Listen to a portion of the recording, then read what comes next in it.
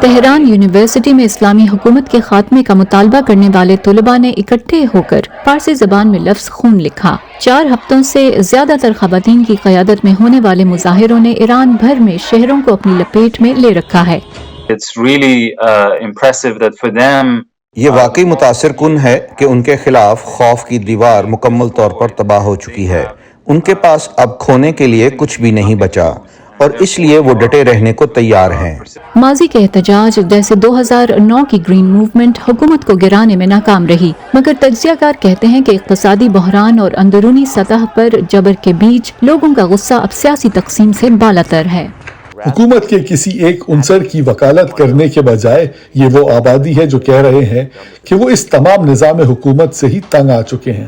درجنوں مظاہرین مارے گئے ہیں۔ ایرانی امور کے ماہر علی باعث کہتے ہیں کہ حکومت کے پاس اب بھی مظاہروں کو کچلنے کی گنجائش ہے۔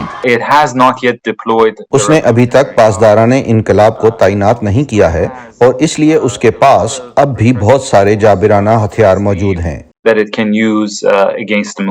گزشتہ ہفتے امریکہ اور کینیڈا کی تقلید کرتے ہوئے برطانیہ نے بھی ایران کی اخلاقیات نافذ کرنے والی پولیس کے اعلیٰ اہلکاروں پر پابندیاں عائد کی ہیں۔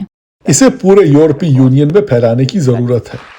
یورپ میں خواتین قانون سازوں اور مشہور شخصیات نے ایرانی خواتین کے ساتھ اظہار یکجہتی کے لیے اپنے بال کاٹے ہیں۔ کئی شہروں میں احتجاجی مظاہرے ہوئے۔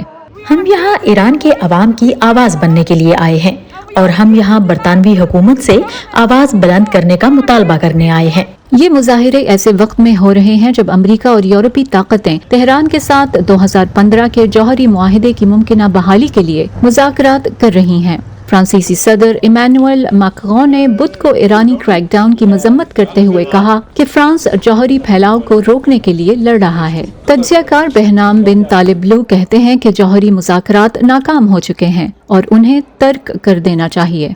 وہ رقم، وہ معاہدہ حکومت کے سیکیورٹی نظام کو فائدہ پہنچائے گا اور یہ وہی نظام ہے جو غیر ملکی جارحیت اور اندرونی جبر میں ملوث ہے، جسے ہم اب تقریباً 4 ہفتوں سے دیکھ رہے ہیں۔ بہنام کہتے ہیں کہ مغرب مظاہرین کی مدد کے لیے عملی اقدامات کر سکتا ہے، جن میں سرکاری پابندیوں سے بچنے کے لیے سیٹلائٹ انٹرنیٹ کی فراہمی بھی شامل ہے۔